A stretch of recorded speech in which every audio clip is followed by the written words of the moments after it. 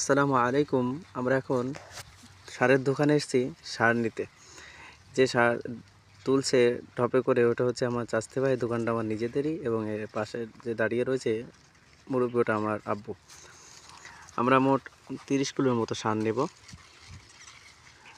7 KG 7 KG মতো urea phosphate নিয়েছি এবং অ্যামোনিয়া নিয়েছি আমরা 24 কিলোর মতো, 23 কিলোর মতো আর কি।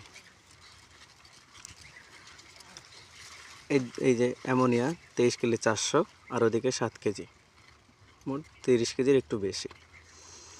এই সারগুলো আমরা এখন নিয়ে যাব আমাদের মাঠে বা আমাদের গন্তব্যস্থলে। এই যে আমি সার নিয়ে চলে এসেছি আগে, আমার আব্বু একটু পিছনে আসছিল। তারপরে সারগুলো আমরা এক জায়গায় রেখে বাড়িতে ঢালার চেষ্টা করছি বা ঢালছি। যেটা আমি যেটা নিয়ে এসেছিলাম ওটা ঢেলে রেখেছি এবং আব্বু যেটা নিয়ে এসেছিলো ওটা পরে আমার আব্বুকেই বললাম তুমি ঢেলে দাও। ঢেলে দিয়ে এখন আমরা মোট 30 কিলো সার এবং তার সঙ্গে 2 কেজি নোনা যাতে না লাগে তার জন্য 2 কেজি সার নিয়ে এসেছি। ওটাকে সার বলা যায় বা নোনা না লাগার ওষুধও বলা যায়।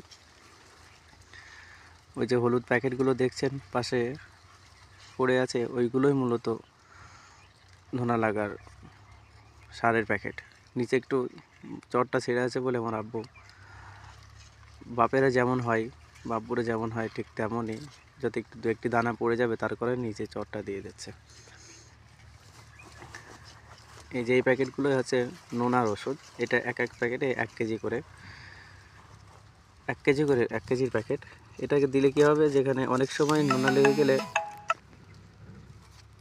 লেগে গেলে আর সেখানে জোর দেয় না, ধান গাছের জোর দেয় না। আমার আব্বু এই প্যাকেটগুলো ঢেলে দিচ্ছে এবং একসঙ্গে মিশিয়ে তারপরে আমরা জমিতে দেবো ইনশাআল্লাহ। এগুলো মূল কাজই হচ্ছে যাতে জমিটা উর্বর থাকে, ভালো জমি গাছে যাতে তাড়াতাড়ি জোর দিয়ে ঝেড়ে উঠতে পারে, তার কারণে এইগুলো দেয়া। অনেকে বলতে পারেন যে 1 বিঘে জমিতে মাত্র 30 কিলো সার দিচ্ছেন। এত কম সার দেওয়ার কারণ হচ্ছে যে আমরা ভিডিওতে দেখেছি আমাদের জমিতে পানি ফেলার আগে যে আমরা বাড়ি থেকে গরু গাড়ি থেকে গোবর সার নিয়ে এসেছিলাম, সেগুলো আমরা কোদাল দিয়ে সারা জমি চড়িয়েছি। তার কারণেই আমরা সার একটু কম দিচ্ছি। বেশি সার দিলে এই জমিতে অন্য চাষ তো হয় না, শুধু ধান চাষই হয়। বেশি সার দিয়ে অনেক সময় অনেক গাছ হয়ে যাবে কিন্তু ফলন হবে না বেশি ধানের। তার কারণেই আমরা একটু অল্প করে সার দিয়ে গাছটা একটু কম জোরালো করে রাখতে চাচ্ছি আর কি। দেখুন আমার আব্বা সুন্দর করে সারগুলো মিশাচ্ছে যাতে এক রকম সার একদিকে না থেকে থাকে। তার কারণে মূলত এইভাবে বললাম হাতে হ্যান্ড গ্লাভস পরতে, যে প্লাস্টিকের যে গ্লাভসগুলো পাওয়া যায়, কিন্তু বললো না সারের জন্য কিছু হবে না। আসলে চাষি মানুষ তো এইভাবেই অভ্যস্ত, তার কারণেই এই অবস্থা।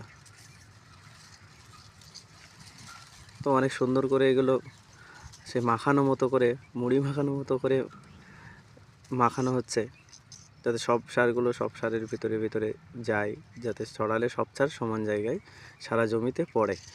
তার কারণেই এইভাবে মাখানো হচ্ছে।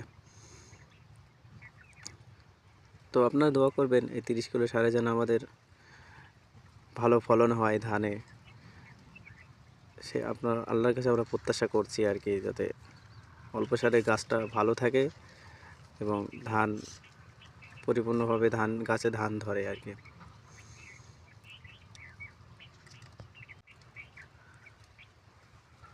আব্বার যেমন হয় আরও সুন্দর করে মাখাচ্ছে সারগুলো, যাতে যত ভালো করে মাখাবে তত সুন্দর সব জায়গায় সমানভাবে জোর দেবে। নাহলে সব সার সমানভাবে না পড়লে সমানভাবে ধানে জোর দেবে না।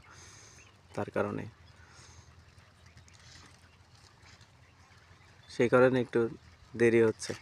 আমরা নিচেই চটটা নিয়ে এসেছিলাম, অত খেয়াল করিনি, চারিদিকে একটু একটু করে ছিঁড়া, তার কারণে এই অবস্থা। আমরা বাড়ি থেকে ধামা বা গামলা কিছু নিয়ে আসা হয়নি, তার কারণে এই বস্তায় ভরে আমরা সারগুলো সরাবো আর কি। দেখুন কত সুন্দর করে সার ছড়ানোর একটি প্যাকেট বানিয়ে নিল বা ধামার মতোই বানিয়ে নিল।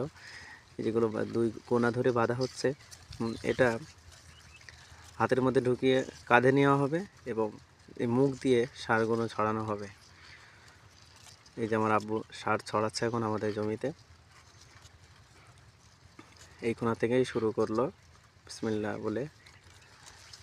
এইভাবেই আমাদের অনেকেই বাড়ি থেকে ধান নিয়ে আসতে ভুলে যায় বা অনেকেই নিয়ে আসেই না, এইভাবেই সার ছড়ায় আর কি। এনারা এইভাবে অভ্যস্ত, যে গ্রামীণ পদ্ধতি বলা হয় এটাকে, এইভাবেই সার দিচ্ছে। তো আমি ছড়াতে পারতাম, কিন্তু ক্যামেরা ধরার কারণে বা মোবাইল ধরার কারণে আমি ছড়াচ্ছি না। আর আমি ছড়ালে হয়তো হয়তো বেশি থেকে যাবে, দুবার দিতে হবে, আর না হয়তো কুলাবে না পুরো জমিতে। এই যে দ্বিতীয়বার এক পাক গিয়ে আবার মাঝখান দিয়ে আরেক পাক আসছে, এবং এবার 4 বার গেলেই সারা ভুঁই হয়ে যাবে ইনশাআল্লাহ। তো আপনারা সকলে আমাদের জন্য দোয়া করবেন, আমার আব্বুর জন্য দোয়া করবেন। আব্বুকে যেন আল্লাহ হায়াত দারাজ দেয় এবং শরীর সুস্থ রাখে।